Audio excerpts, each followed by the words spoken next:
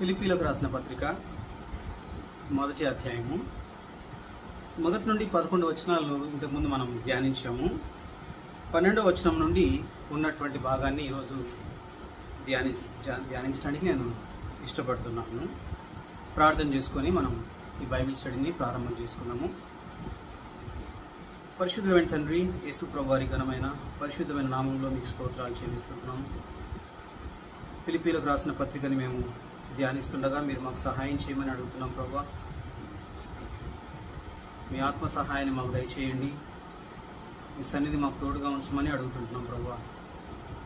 చక్కగా మీ వాక్యాన్ని మేము అండర్స్టాండ్ చేసుకోవడానికి, మీ వాక్యానికి లోబడి జీవించినట్లుగా మాకు కృప అనుగ్రహించమని ప్రార్థన చేస్తుంటున్నాం. మమ్మల్ని సర్వసత్యములోకి నడిపించండి. యేసు ప్రభువు వారి పరిశుద్ధమైన నామంలో ప్రార్థిస్తున్నాము తండ్రి. ఆమేన్. ఫిలిప్పీలకు రాసిన పత్రిక అపోస్తలుడైన పౌలు గారు రాశారు. ఇంతకుముందు నేను ఈ విషయాన్ని మీకు జ్ఞాపకం చేశాను.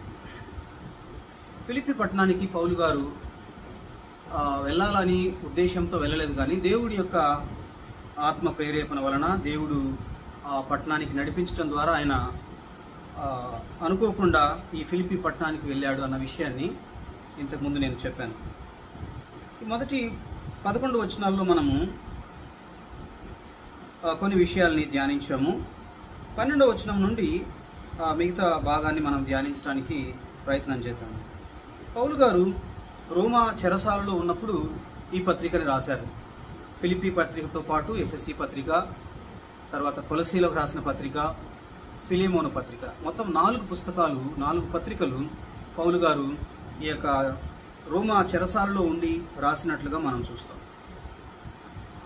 పౌలు గారు కొన్ని ప్లాన్స్ వేసుకున్నారు. ఆయన పరిచర్య చేస్తున్నటువంటి సందర్భంలో రోమీలకు రాసిన పత్రికలో కొన్ని విషయాలు పౌలు గారు తెలియజేయడాన్ని మనం చూస్తాము.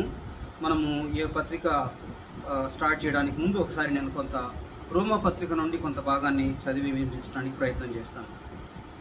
రోమీలకు రాసిన పత్రిక 15వ అధ్యాయము 23-24 వచనాల్లో, ఇప్పుడైతే ఈ ప్రదేశములలో నేనిక సంచరింపవలసిన భాగము లేదు గనుక అనేక సంవత్సరముల నుండి మీ యొద్దకు రావాలనని మిక్కిలి అపేక్ష కలిగి నేను స్పెయిను దేశమునకు వెళ్ళినప్పుడు మార్గములో మిమ్మల్ని చూచి మొదట మీ సహవాసం వలన కొంత మట్టుకు తృప్తి పొంది మీ చేత అక్కడ నుండి అక్కడికి సాగనంపబడుతునని నిరీక్షించుచున్నాను.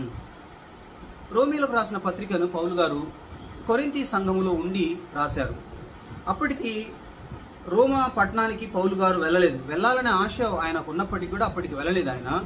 ఆ తర్వాత ఫిలిప్పీ సంఘము, తెస్సలోనికా సంఘము ఇవన్నీ దర్శించిన తర్వాత, అక్కడ సంఘాలని స్థాపించిన తర్వాత ఎరుషలేమునకు వెళ్ళి అక్కడి నుండి స్పెయిన్ దేశానికి వెళ్ళి ఆ తర్వాత రోమా పట్టణానికి రావాలని ఆయన ఆశపడినారు. కానీ పౌలు గారి ఆ ప్లాన్స్ అన్నీ కూడా ఏవి ఫలించలేదు అన్న విషయాన్ని ఇప్పుడు మనం చదివిన భాగంలో మనం గమనిస్తాం.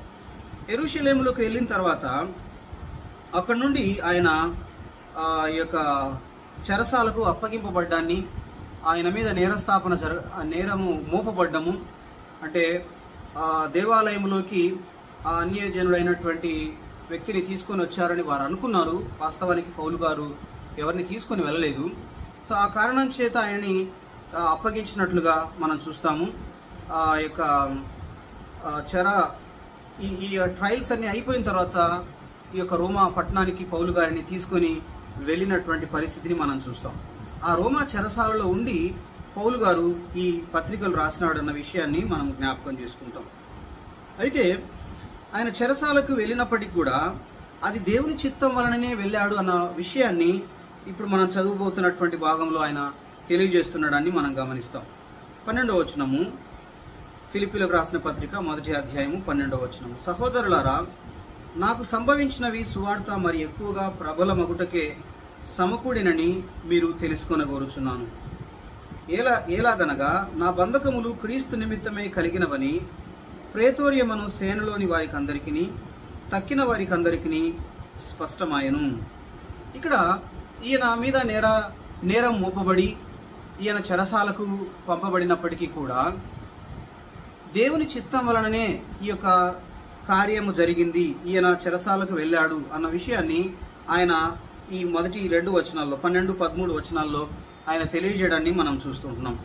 అంటే సువార్త ప్రబలం అవ్వడానికి, సువార్త మరింతగా వ్యాప్తి చెందడం కొరకే దేవుని చిత్తానుసారంగానే ఆయన చెరకు వెళ్ళారు, రోమా యొక్క చెరసాలలో ఆయన ఉన్నారు అన్న విషయాన్ని మనం గమనిస్తాం.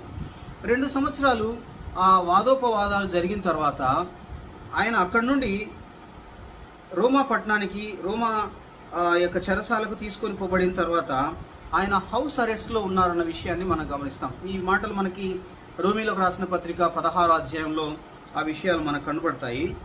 ఈ రోమా సోల్జర్స్ ఆయనతో ఉంటూ, ప్యాలెస్ గార్డ్స్ ఆయనతో పాటు ఆ యొక్క చైన్స్, హ్యాండ్ కప్స్ వేసుకొని ఆ సైనికుడు పౌలు గారితో పాటు ఎప్పుడు ఆ దగ్గరే ఉండేటువంటి పరిస్థితిని మనం గమనిస్తాం. ఎక్కడికి వేరే చోటికి వెళ్ళే పరిస్థితి లేకుండా ఆయన ఆ చెరలోనే, ఆ యొక్క హౌస్ అరెస్ట్లోనే ఉన్నటువంటి పరిస్థితిని మనం గమనిస్తాం. అయితే ఆయన అక్కడ ఉన్నప్పటికీ కూడా 13వ వచనంలో మనం గమనిస్తే, నా బంధకములు క్రీస్తు నిమిత్తమే కలిగినవని ప్రేతోరియమను సేనలోని వారికి అందరికీ, తక్కిన వారికి అందరికీ స్పష్టమాయను. సైనికులు ఆయనకు కాపలాగా ఉంటున్నటువంటి సందర్భంలో పౌలు గారు ఈ యొక్క సైనికులకి, ఆ ప్యాలెస్ గార్డ్స్కి సువార్త చెప్పేటువంటి అవకాశం ఆయనకు కలిగిందన్న విషయాన్ని మనం చూస్తాం. తద్వారా అనేక మంది ప్యాలెస్ గార్డ్స్, ప్రేతోరియమను సేనలోని వారు యేసు ప్రభు వారిని స్వంత రక్షకుడిగా అంగీకరించినటువంటి పరిస్థితిని మనం గమనిస్తాం. కాబట్టి ఈయన చెరసాలకు వెళ్ళటం వలన అక్కడ ఉన్నటువంటి సోల్జర్స్కి సువార్త చెప్పేటువంటి అవకాశాన్ని దేవుడు కలుగజేశాడు. తద్వారా అనేక మంది సోల్జర్స్, ఆ ప్యాలెస్ గార్డ్స్, ఈ యొక్క అక్కడ ఉన్నటువంటి చాలా మంది యేసు ప్రభుని నమ్మేటువంటి అవకాశాన్ని, కృపను దేవుడు అనుగ్రహించినట్లుగా మనం చూస్తాం. ఒకసారి ఫిలిప్పీలకు రాసిన పత్రిక 4వ అధ్యాయం చివరి వచనాల్లోకి మనం వెళ్ళినట్లయితే ఇదే విషయాన్ని అక్కడ పౌలు గారు తెలియజేస్తుంటున్నారు. ఫిలిప్పీ పత్రిక 4వ అధ్యాయం 22వ వచనంలో ఆయన చివరి మాటలు చెప్తూ, నాతో కూడా ఉన్న సహోదరులందరూ మీకు వందనములు చెప్పుచున్నారు, పరిశుద్ధులందరూ, ముఖ్యముగా కైసరు ఇంటి వారిలో ఉన్న పరిశుద్ధులను మీకు వందనములు చెప్తున్నారు. అక్కడ అనేక మంది కైసరు ఇంటి వారు కూడా యేసు ప్రభు వారిని నమ్మారు. అక్కడ ఆయనతో పాటు ఎక్కువ వాళ్ళు పౌలు గారిని కాపలా కాస్తున్నటువంటి సందర్భంలో ఆయన వారికి సువార్త చెప్పినటువంటి పరిస్థితి మనం చూస్తాం. తద్వారా కైసరు ఇంటివారు అయితేనేమి, సోల్జర్స్ అయితేనేమి యేసు ప్రభు వారిని స్వంత రక్షకుడిగా అంగీకరించారు అన్న విషయం మనకి ఇక్కడ అర్థమవుతుంది. కాబట్టి ఆయన చెరసాలకు వెళ్ళిన దాన్ని బట్టి ఆయన ఏం బాధపడడం లేదు. దేవుని చిత్తానుసారంగానే సువార్త మరి ఎక్కువగా ప్రబలమగుట కొరకే దేవుడు నన్ను తన చిత్తానుసారంగా ఈ పట్టణానికి పంపించాడు, రోమా పట్టణానికి నన్ను పంపించాడు, చెరసాలకు పంపించారన్న విషయాన్ని మనం ఇక్కడ అర్థం చేసుకుంటున్నాం. ఆయన సువార్త ప్రకటన కొరకు వెళ్ళాలా అని ఆలోచన చేశాడు, ఎంతో ఆశపడ్డాడు ఈ రోమా పట్టణానికి వెళ్ళాలని. కానీ ఆయన ఉద్దేశం ప్రకారం కాదు, కానీ దేవుడు తన ఉద్దేశానుసారంగా ఒక బందీగా అక్కడ ఆయన వెళ్ళినటువంటి పరిస్థితిని మనం గమనిస్తాం. 14, 15 వచనాలు మనం గమనించినట్లయితే, మరియు సహోదరులైన వారిలో ఎక్కువ మంది నా బంధకముల మూలంగా ప్రభునందు స్థిర విశ్వాసము గలవారై నిర్భయముగా దేవుని వాక్యము బోధించుటకు మరి విశేష ధైర్యము తెచ్చుకునేది. ఇంకొక కారణాన్ని ఆయన ఇక్కడ తెలియజేస్తున్నారు. మొదటిది, ఆ ప్రేతోరియమను సేనలోని వారు అనేక మంది యేసు ప్రభు వారిని అంగీకరించారు ఈయన చెరసాలలో ఉండడం వలన. ఇంకొక కారణము, ఆయన సంతోషపడడానికి ఇంకొక రీజన్ ఆయన ఏం చెప్తున్నారంటే, సహోదరులైన వారిలో ఎక్కువ మంది నా బంధకముల మూలముగా ప్రభునందు స్థిర విశ్వాసము గలవారై నిర్భయముగా దేవుని వాక్యము బోధించుటకు మరి విశేష ధైర్యం తెచ్చుకొనిరి. వీళ్ళు అక్కడ ఉన్నటువంటి రోమా పట్టణంలో ఉన్నటువంటి విశ్వాసులు యేసు ప్రభునందు బలపడినటువంటి వారుగా, ఈయన చెరసాలకు వెళ్ళినటువంటి కారణంగా ఆయన చెప్తున్నటువంటి వాక్యాన్ని విన్నటువంటి వారుగా వారు ప్రభునందు బలపడ్డారు. అంతేకాదు వారు కూడా నిర్భయముగా దేవుని వాక్యాన్ని బోధించుటకు విశేష ధైర్యం తెచ్చుకునిరి అని ఇక్కడ పౌలు గారు తెలియజేస్తున్నారు. అంటే చెరసాల్లో ఉన్న పౌలు గారే వాక్యము బోధించినటువంటి పరిస్థితిలో ఉంటే బయట ఉన్నటువంటి మనం మరింతగా సువార్త ప్రకటించవచ్చు అని వారు ధైర్యం తెచ్చుకొని అక్కడ సువార్త ప్రకటిస్తూ ఉన్నటువంటి పరిస్థితిని మనం గమనిస్తాం. దాన్ని బట్టి కూడా ఇక్కడ పౌలు ఎంతో సంతోషిస్తున్నారు. చెరసాలకు వెళ్ళినప్పటికీ కూడా, చెరసాలలో ఉన్నప్పటికీ కూడా ఆయన ఏమాత్రం బాధపడకుండా, భయపడకుండా ఆయన సంతోషాన్ని వ్యక్తం చేస్తున్నట్లుగా మనం గమనిస్తాం. 15 నుండి 17 వచనాల్లో మనం గమనిస్తే, కొంతమంది సంతోషంగా సువార్త ప్రకటిస్తున్నారు. అది పౌలు గారికి సంతోషాన్ని కలుగజేస్తుంది. అయితే కొంతమంది ఏం చేస్తున్నారంటే, కొందరు అసూయ చేతను, కలహబుద్ధి చేతను, మరికొందరు మంచి బుద్ధి చేతను క్రీస్తును ప్రకటించుచున్నారు. వారైతే నా బంధకములతో కూడా నాకు శ్రమ తోడు చేయవలెనని తలంచుకొని శుద్ధ మనసుతో కాక కక్షతో క్రీస్తును ప్రకటించుచున్నారు. వీరైతే నేను సువార్త పక్షమున వాదించుటకు నియమింపబడి ఉన్నానని ఎరిగి ప్రేమతో ప్రకటించుచున్నారు. రోమా పట్టణంలో ఉన్నటువంటి విశ్వాసులు రెండు రకాలైనటువంటి ప్రజల్ని, విశ్వాసుల్ని పౌలు గారు ఇక్కడ తెలియజేస్తున్నారు. ఒక రకమైనటువంటి ఎక్కువ మంది ప్రజలు ఏం చేస్తున్నారంటే, పౌలు గారు చెరసాలకు వెళ్ళారు అన్న విషయాన్ని తెలుసుకున్నటువంటి వీరు సువార్త మరింతగా ప్రకటించడానికి ముందుకొచ్చారు. అయితే కొంతమంది ఏం చేస్తున్నారంటే, అసూయ చేతను, కలహబుద్ధి చేతను వాళ్ళు సువార్త ప్రకటిస్తున్నారు. వీళ్ళు కూడా సువార్త ప్రకటిస్తున్నారు. కాకపోతే పౌలు మీద కోపముతో, పౌలుని ఇష్టపడనటువంటి వాళ్ళు ఏ కారణం చేత ప్రకటిస్తున్నారంటే, వాళ్ళు అసూయ చేత ప్రకటిస్తున్నారు.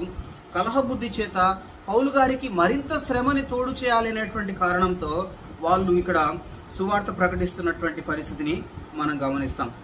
మనం 18వ వచనం చూస్తే ఈ మాటలన్నింటినీ ఆయన కన్క్లూడ్ చేస్తూ 18వ వచనంలో, అయిననేమి మిష చేతనే గాని సత్యము చేతనే గాని ఏ విధము చేతనైనను క్రీస్తు ప్రకటింపబడుచున్నాడు, అందుకు నేను సంతోషించుచున్నాను, ఇక ముందును సంతోషించును.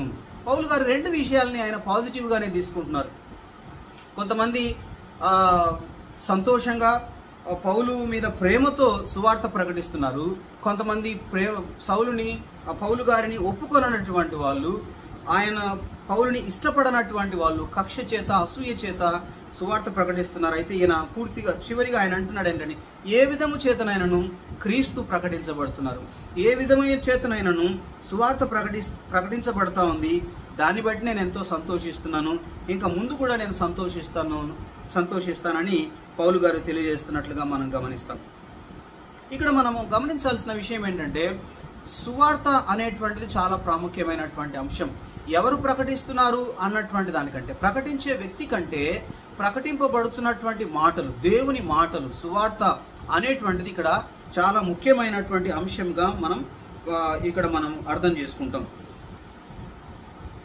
అంటే ప్రకటించే వ్యక్తిలో ఏమీ లేదు, కానీ ఆ ప్రకటిస్తున్నటువంటి మెసేజ్ అనేటువంటిది ఇక్కడ చాలా ముఖ్యమైనటువంటి అంశంగా, అది వ్యక్తుల జీవితాల్ని మార్చేటువంటిదిగా, ప్రభునందు విశ్వాసం ఉంచడం కొరకు ప్రజల్ని ప్రేరేపించేటువంటిదిగా సువార్త ఉంది అన్న విషయాన్ని ఆయన జ్ఞాపకం చేసుకుంటూ, దాన్ని బట్టి ఆయన ఎంతో సంతోషిస్తున్నట్లుగా మనం చూస్తాం. నేను ఇంతకుముందే చెప్పినట్లుగా ఈ పత్రిక అంతట్లో కూడా సంతోషించడం అనేటువంటి మాట ఎక్కువ సార్లు, దాదాపు 16 సార్లు సంతోషించుడి అనే మాట పౌలు గారు తెలియజేశారు. ఆయన ఇబ్బందుల్లో ఉన్నప్పటికీ, చెరలో ఉన్నప్పటికీ కూడా ఆయన ఎంతో సంతోషిస్తూ ఉన్నటువంటి పరిస్థితిని మనం గమనిస్తాం. ఇక్కడ కూడా ఆయన అంటున్నారు, అందుకు నేను సంతోషించుచున్నాను, ఇక ముందును సంతోషించును. ఈ రెండు విషయాలు మనం ఇక్కడ గమనిస్తాం.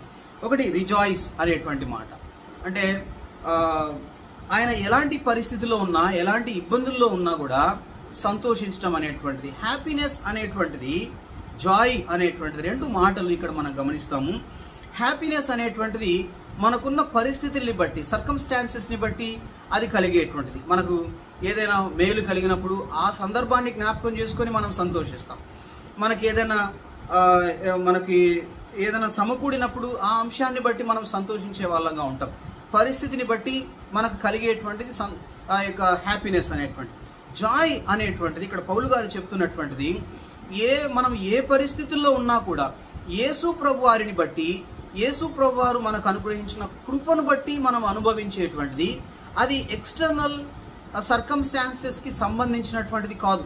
పరిస్థితులు ఎట్లా ఉన్నా కూడా ఆ జాయ్ అనేటువంటిది అనుభవించడానికి వీలవుతుంది. అదే జాయ్ని ఇక్కడ పౌలు గారు ఎక్స్ప్రెస్ చేస్తున్నట్లుగా, ఆయన చెరసాలలో ఉంటూ కూడా ఆ యొక్క జాయ్ని ఆయన అనుభవిస్తున్నట్లుగా మనం గమనిస్తుంటున్నాం.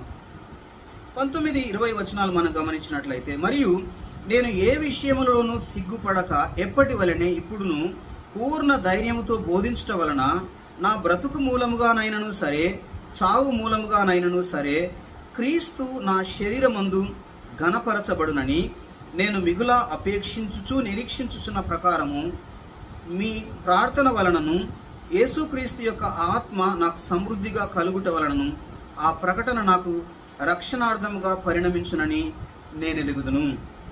ఇక్కడ ఆయన చెరసాలలో ఉన్నారన్న విషయం మనకు తెలుసు. అయితే ఏ పరిస్థితిలో ఉన్నప్పటికీ కూడా పూర్ణ ధైర్యముతో బోధించటం వలన బ్రతుకు మూలముగానైనను సరే, చావు మూలముగానైనను సరే, క్రీస్తు నా శరీరమందు ఘనపరచబడాలి. ఇది పౌలు గారి యొక్క ఆశ. ఏ విధం చేతనైనా క్రీస్తు ఆయన శరీరము ద్వారా ఘనపరచబడాలనేటువంటి ఆ కోరిక, ఆసక్తి పౌలు గారు కలిగి ఉండడాన్ని తన మాటల్లో మనం ఇక్కడ అండర్స్టాండ్ చేసుకుంటున్నాం. ఒక వ్యక్తి జీవితం ద్వారా, అతని శరీరం ద్వారా, మన బాడీ ద్వారా దేవుడు ఏ విధంగా ఘనపరచబడతాడు, ఏ విధంగా ఆయన మహిమపరచబడతాడు అన్నటువంటిది మనం అండర్స్టాండ్ చేసుకోవాలి. అంటే మనము క్రీస్తుని ప్రచురం చేయడం ద్వారా, మన యొక్క కండక్ట్ ద్వారా, మన బిహేవియర్ ద్వారా ప్రభు యొక్క గుణాలని, ప్రభు యొక్క లక్షణాలని, ఆయన గొప్పతనాన్ని ప్రజలు తెలుసుకునేవారుగా ఉంటారు. ప్రభు యందు విశ్వాసం ఉంచేటువంటి వారుగా ఉంటారు. తద్వారా మన శరీరం ద్వారా ప్రభు ఘనపరచబడేటువంటి అవకాశం ఉందన్న విషయాన్ని మనం అండర్స్టాండ్ చేసుకోగలము. అదే విషయాన్ని ఆయన ఇక్కడ తెలియజేస్తున్నట్లుగా మనం గమనిస్తాం. నేను మిగుల అపేక్షించుచు నిరీక్షించుచున్న ప్రకారము మీ ప్రార్థన వలనను యేసుక్రీస్తు యొక్క ఆత్మ నాకు సమృద్ధిగా కలుగుట వలనను ఆ ప్రకటన నాకు రక్షణార్థముగా పరిణమించునని నేను ఎరుగుదును. ఇక్కడ మనం గమనించాల్సినటువంటిది, పౌలు గారు చెరసాలలో ఉన్నారు. అయితే ఆయనకి ఏమి జరగబోతా ఉంది అన్న విషయం తెలియదు. ఆయన విడిపించబడతారా లేదా మరణానికి అప్పగించబడతారా అనేటువంటిది పౌలు గారికి ఇంకా తెలియనటువంటి పరిస్థితిలో ఉన్నారు. అయితే ఏ విధం, నేను ఒకవేళ మరణానికి అప్పగించబడినా ఏం పర్వాలేదు, అది నాకు సంతోషమే. ఒకవేళ నేను విడుదల పొందినా కూడా అది కూడా నాకు సంతోషమే అన్న విషయాన్ని ఆయన తెలియజేస్తుంటున్నారు. నా బ్రతుకు మూలముగానైనను సరే, అదే ఇక్కడ మనం చదివాం, నా బ్రతుకు మూలముగానైనను సరే, చావు మూలముగానైనను సరే, క్రీస్తు నా శరీరమందు ఘనపరచబడునని. కాబట్టి ఆయన చెరలో ఉంటున్నారు. ఆయనకి తీర్పు ప్రకటించబడి ఒకవేళ మరణానికి అప్పగించబడినా కూడా ఆయన ఏమి దాన్ని బట్టి దిగులు పడ్డం లేదు. ఒకవేళ విడుదల పొందినట్లయితే మరింత సంతోషం, ఇంకా సువార్త ప్రకటించడానికి దేవుడు నాకు అవకాశం కలుగజేశాడని నేను భావిస్తాను అని పౌలు గారు తన ఆశను వ్యక్తం చేస్తున్నట్లుగా మనం గమనిస్తాం. 21-22 వచనం, 21 వచనం మనకు అందరికీ తెలుసు, చాలా ప్రాముఖ్యమైనటువంటి అంశము. ఆయన మాట్లాడుతున్న మాట, నా మట్టుకైతే బ్రతుకుట క్రీస్తే, చావైతే లాభము. అయినను శరీరముతో నేను జీవించుటయే నాకున్న పనికి ఫలసాధనమైన ఎడల నేనేమి కోరుకుందునో నాకు తోచలేదు. ఈ రెంటి మధ్యను ఇరుకునబడి ఉన్నాను. నేను వెడలిపోయి క్రీస్తుతో కూడా ఉండవలెనని నాకు ఆశ ఉన్నది, అది నాకు మరి మేలు. అయినను నేను శరీరమందు నిలిచి ఉండుట మిమ్మును బట్టి మరి అవసరమై ఉన్నది.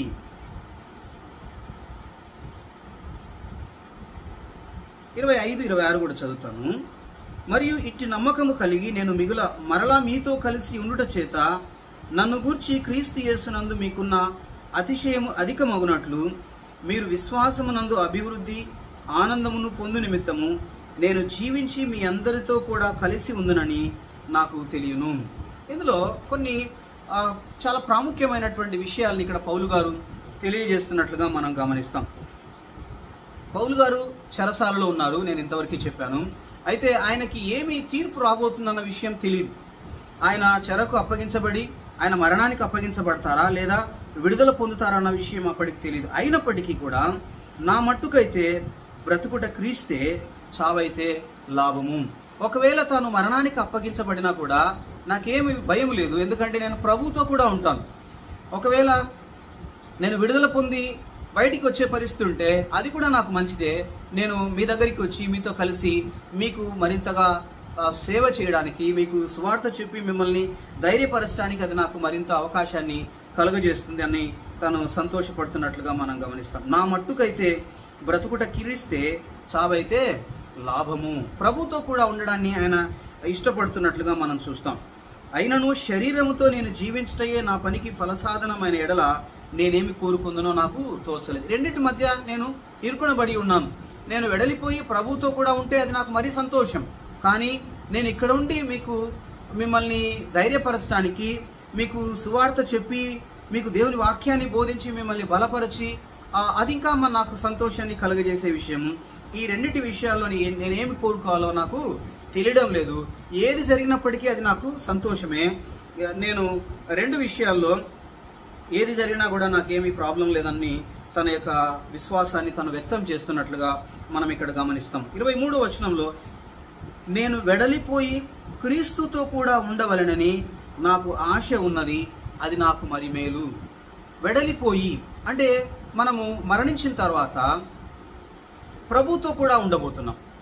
చాలామంది చెప్తున్నట్లుగా మరణించిన తర్వాత మనము ఇంకా వేరే స్టేజెస్ కూడా వెళ్ళాల్సిన పరిస్థితి ఉంది. కొంతమంది తప్పుడుగా చెప్పేటువంటి అవకాశం ఉంది. కానీ దేవుని వాక్యం చెప్పేటువంటి విషయము, మనం ఇక్కడ వెడలిపోయిన వెంటనే అంటే మనం చనిపోయిన తర్వాత మనం క్రీస్తుతో కూడా ఉంటామన్న విషయాన్ని ఇక్కడ చాలా స్పష్టంగా పౌలు గారు తెలియజేస్తున్నట్లుగా మనం చూస్తాం. నేను వెడలిపోయి క్రీస్తుతో కూడా ఉండవలెనని నాకు ఆశ ఉన్నది, అది మరి మేలు.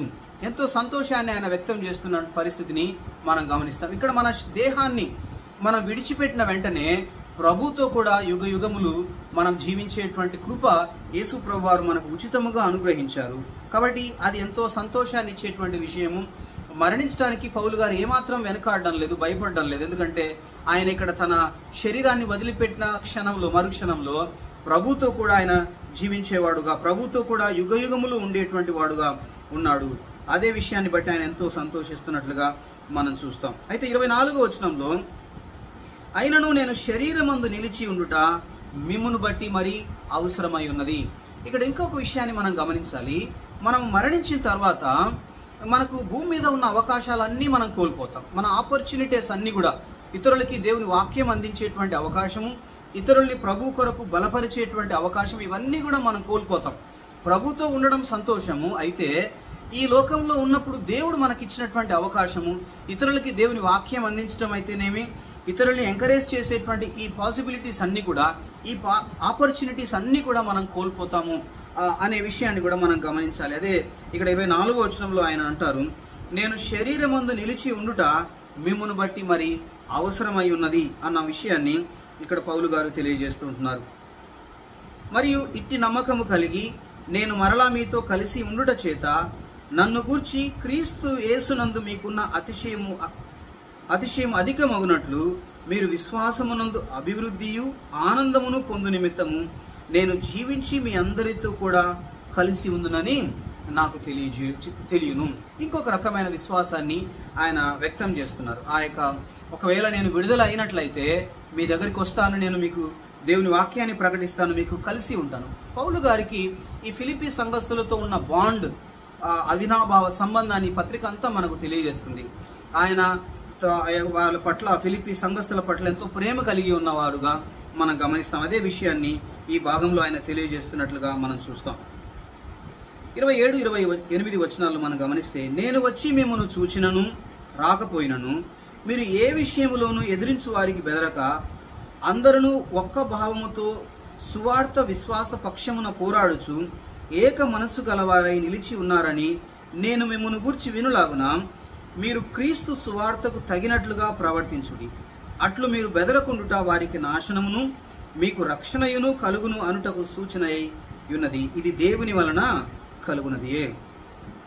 పౌలు గారు ఒకవేళ చెప్తున్నారు, నేను ఒకవేళ మీ దగ్గరికి వచ్చినా, ఒకవేళ నేను రాలేని పరిస్థితి ఉన్నా కూడా మీరు ఎదిరించు వారికి బెదరక అందరూ ఏకభావంతో సువార్త పక్షంగా పోరాడండి అని చెప్తున్నట్లుగా మనం చూస్తాం. దీన్ని బట్టి మనకి అక్కడ వాళ్ళకి కొంత వ్యతిరేకత ఉన్నట్లుగా, విరోధ భావం అంటే చుట్టూ ఉన్నటువంటి వ్యక్తులతో కావచ్చు, ఆ సమాజంతో కావచ్చు, వీరు కొన్ని ఇబ్బందులు ఎదుర్కొంటూ ఉన్నటువంటి పరిస్థితిని మనం గమనిస్తాము. కాబట్టి వారికి మీరు బెదరకుండా అందరూ ఒక్క భావముతో యూనిటీగా ఉండాలన్న విషయాన్ని ఇక్కడ పౌలు గారు తెలియజేస్తున్నట్లుగా మనం గమనిస్తాం. యూనిటీ అన్నప్పుడు ఏక అభిప్రాయానికి రావు. ఒక్కొక్క వ్యక్తికి ఒక్కొక్క రకమైన అభిప్రాయాలు ఉండడం అన్నటువంటి సర్వసాధారణం. అయితే ఏదైనా ఒక అంశం గురించి అందరికీ మేలు కలిగే విధంగా, అందరికీ ఆమోదయోగ్యమైనటువంటి ఒక నిర్ణయాన్ని తీసుకోవడం ద్వారా విశ్వాసులంతా కూడా యూనిటీగా ఉండాలన్నటువంటిది దేవుని చిత్తం. అదే విషయాన్ని ఇక్కడ పౌలు గారు తెలియజేస్తున్నట్లుగా మనం గమనిస్తాం. క్రీస్తు సువార్తకు తగినట్లుగా ప్రవర్తించుడి. ఇక్కడ ఇంతకుముందు నేను చూపించాను మీకు, మనకి 2 పౌరసత్వాలు ఉన్నట్లుగా మనం చూస్తాం. భూమి మీద మనకు ఒక అడ్రస్ ఉంది. అంతేకాదు మనము పరలోక సంబంధమైనటువంటి వారసులం. ఫిలిప్పీ పత్రికలోనే 3వ అధ్యాయము 20వ వచనంలో మన పౌరస్థితి పరలోకమందున్నది, అక్కడ నుండి ప్రభు అయిన యేసుక్రీస్తు అను రక్షకుని నిమిత్తము కనిపెట్టుకుని ఉన్నాము.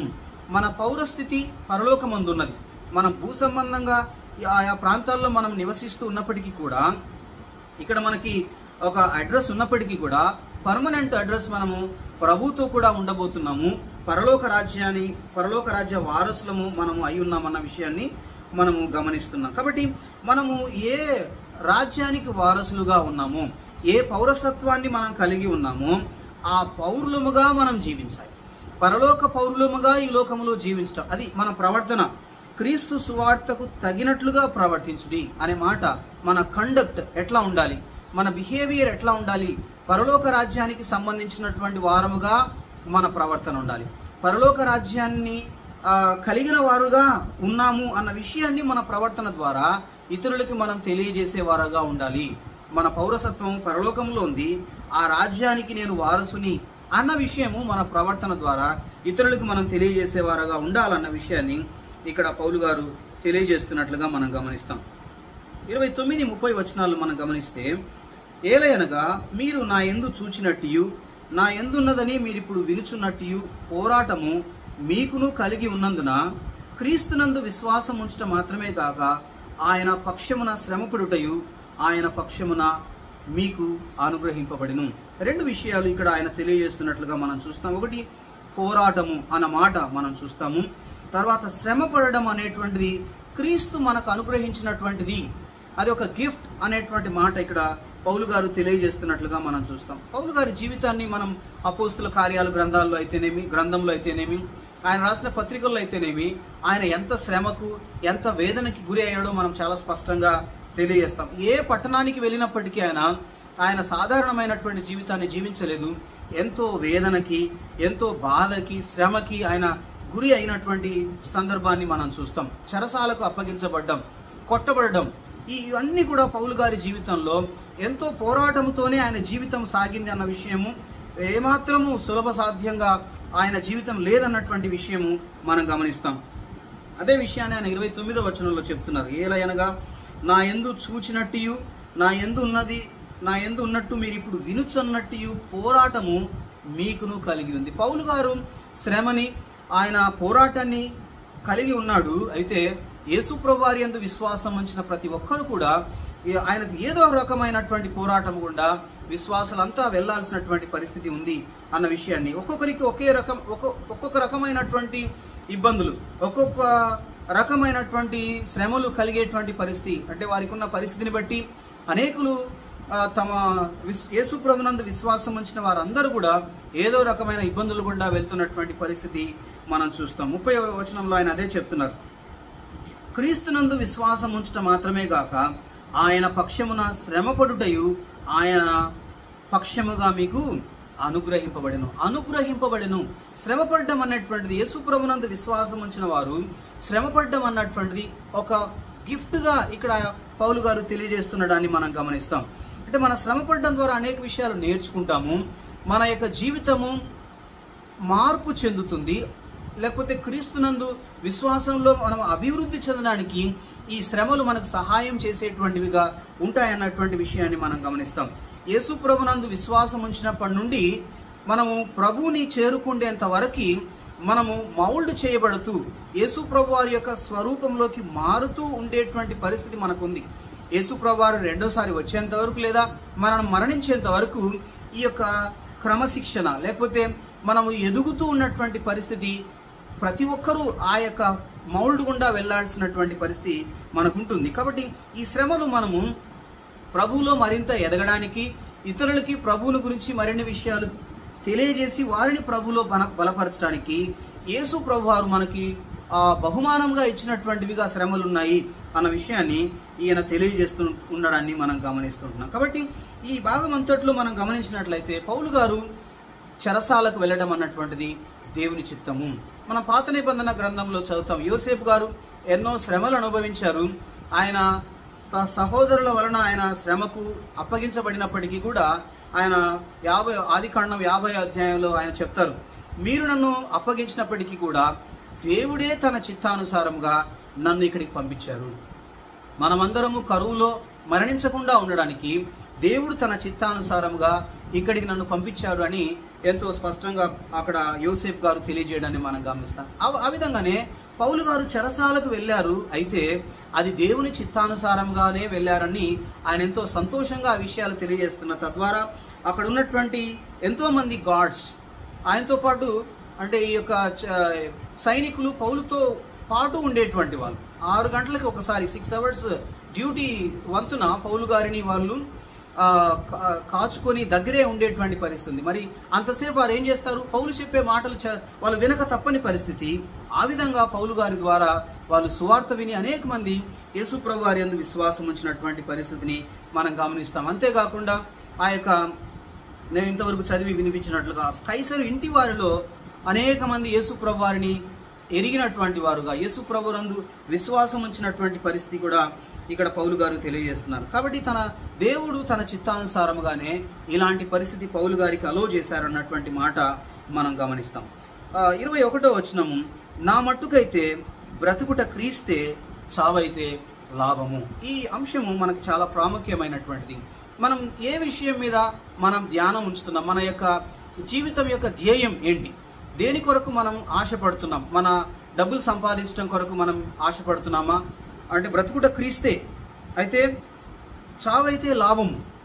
పౌలు గారి యొక్క దృష్టి అంతా కూడా సువార్త ప్రకటించడము, ప్రజల్ని బలపరచడము, ప్రభునందలి విశ్వాసములో వాళ్ళని ముందుకు తీసుకెళ్లేవారుగా చేయడం అనేటువంటిదే పౌలు గారి యొక్క ధ్యేయము. ఆయన యొక్క ఆశ బ్రతుకుట క్రీస్తే.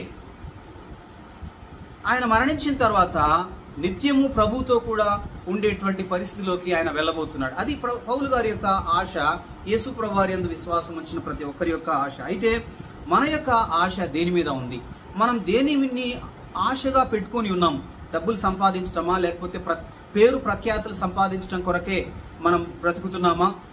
ఈ లోక సంబంధమైనటువంటి విషయాలకు మాత్రమే ఒకవేళ మనం పరిమితమైనట్లయితే మనం మరణించిన తర్వాత అవన్నీ కూడా మనం లాస్ అవుతాం, అవన్నీ మనం కోల్పోతాం. అయితే ప్రభు కొరకు బ్రతికినట్లయితే మనం ప్రభుతో కూడా ఉంటాము.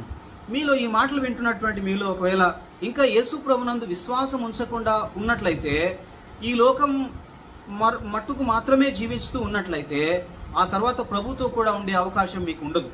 యేసు ప్రభునందు విశ్వాసం ఉంచడం ద్వారా మాత్రమే మనం ఈ లోకాన్ని వదిలిపెట్టిన వెంటనే ప్రభుతో కూడా యుగ యుగములు జీవించేటువంటి భాగ్యము యేసు ప్రభునందు విశ్వాసం ఉంచిన వారికి కలుగుతుంది. కాబట్టి ఈ మాటలు వింటున్నటువంటి మీరు ఇంకా ఎవరైనా యేసు ప్రభు వారి యందు విశ్వాసం ఉంచకుండా ఉన్నట్లయితే ఇదే మిక్కిలి అనుకూలమైన సమయం, ఇదే రక్షణ దినము. ప్రభువా, నీవు నా కొరకు సిలువలో మరణించావని నేను నమ్ముతున్నాను, నా పాపాలు క్షమించి నన్ను నీ బిడ్డగా చేసుకో అని మనం చిన్న ప్రార్థన చేసినట్లయితే యేసు ప్రభు వారు మనల్ని క్షమించి ఈ లోకాన్ని మనం వదిలిపెట్టిన వెంటనే ప్రభుతో కూడా యుగ యుగములు జీవించేటువంటి కృప భాగ్యము ఆయన మనకు ఉచితముగా అనుగ్రహించేవాడుగా ఉన్నాడు. అది ప్రభు ఇవ్వడానికి ఆయన ఇష్టపడుతున్నాడు. తన కృప ద్వారా ఈ కార్యాన్ని మన జీవితంలో చేయడానికి ఆయన ఇష్టపడుతున్నాడు. కాబట్టి నా మట్టుకైతే బ్రతుకుట క్రీస్తే, చావైతే లాభము. ఈ సువార్త ప్రకటించడం కొరకై, అనేకులకు ప్రభువుని తెలియజేయడం కొరకై మనం ముందుకు వెళ్ళవలసినటువంటి వారంగా ఉన్నామని దేవుని వాక్యం మనకెంతో చక్కగా తెలియజేస్తుంది. అంతేకాదు, మనము ఈ లోకంలో జీవిస్తున్నప్పుడు మనం పోరాటం చేయాల్సినటువంటి పరిస్థితి ఏర్పడుతుంది. వాటన్నిటిలో దేవుడు మనకి కృప అనుగ్రహిస్తాడు. శ్రమలు, ఇబ్బందులు అనేటువంటి దేవుడు మనకు బహుమానముగా ఇచ్చినటువంటివి. వాటి అనుభవించడం ద్వారా మనం మరింతగా ప్రభువులో అభివృద్ధి చెందడానికి, మరింతగా మనము ఎదిగి మెచ్యూర్ అవ్వడానికి, విశ్వాసంలో మనం పరిపూర్ణం అవ్వడానికి ఈ శ్రమలు, ఇబ్బందులు ఇవన్నీ కూడా మనకు సహాయం చేసేవిగా ఉంటాయన్న విషయాన్ని బట్టి మనం సంతోషిస్తూ ఆనందించాలని దేవుని వాక్యం ద్వారా మనం హెచ్చరించబడుతున్నాం. ఆ విధంగా చేయడానికి దేవుడు తన కృపని మనకు అనుగ్రహించును గాక. పరిశుద్ధుడైన తండ్రి, మహోన్నతుడా, మీరు మాకు దృష్టికి తీసుకొని వచ్చిన మీ మాటల్ని బట్టి మిమ్మల్ని స్తుతిస్తున్నాం. మీకు స్తోత్రాలు, వందనాలు చెల్లిస్తుంటున్నాం. ప్రభువా, మా జీవితాల్లో మీరు అలో చేస్తున్న పరిస్థితులన్నింటిని బట్టి మీకు హృదయపూర్వకంగా వందనాలు, స్తోత్రములు చెల్లిస్తుంటున్నాం. వాటన్నిటిలో మేము మరింతగా మీకు సమీపం అవ్వడానికి, దేవా, మేము పరిపూర్ణులం అవ్వడానికి మాకు మీ కృప అనుగ్రహించమని ప్రార్థన చేస్తున్నాం. బ్రతుకుట క్రీస్తే, చావైతే లాభము. ప్రభా, మేము ఈ లోకంలో జీవించడం అది మీ నామానికి మహిమకరంగా జీవించడం కొరకై, అనేకులకి మీ వాక్యాన్ని తెలియజేసి అనేకుల్ని మీ వైపుకు నడిపించడానికి మీరు మాకు అవకాశం ఇచ్చారు. అందుని బట్టి మీకు స్తోత్రాలు, వందనాలు చెల్లిస్తున్నాం. ఒకవేళ మరణించే పరిస్థితి మాకు వస్తే అది మరింత సంతోషం. మీతో కూడా యుగయుగములు జీవించబోతున్నాం. ఆ నిరీక్షణ మీరు మాకు అనుగ్రహించారు. అందుని బట్టి మీకు హృదయపూర్వకంగా స్తోత్రాలు, వందనాలు చెల్లిస్తుంటున్నాం. మీరు ఇచ్చిన ఈ సమయాన్ని బట్టి, మీ వాక్యాన్ని బట్టి మీకు వందనాలు, కృతజ్ఞతలు చెల్లిస్తూ, ఎవరైతే మీ బిడ్డలు మీ మీద విశ్వాసం ఉంచుతూ తీర్మానం చేసుకున్నారో వాళ్ళని బలపరచండి. వారు మీ అందరి విశ్వాసంలో కొనసాగునట్లుగా వారికి మీ కృప అనుగ్రహించండి. యేసు ప్రభు వారి పరిశుద్ధమైన నామంలో స్తుతించి ప్రార్థించి వేడుకొనుచున్నాము తండ్రి. ఆమేన్.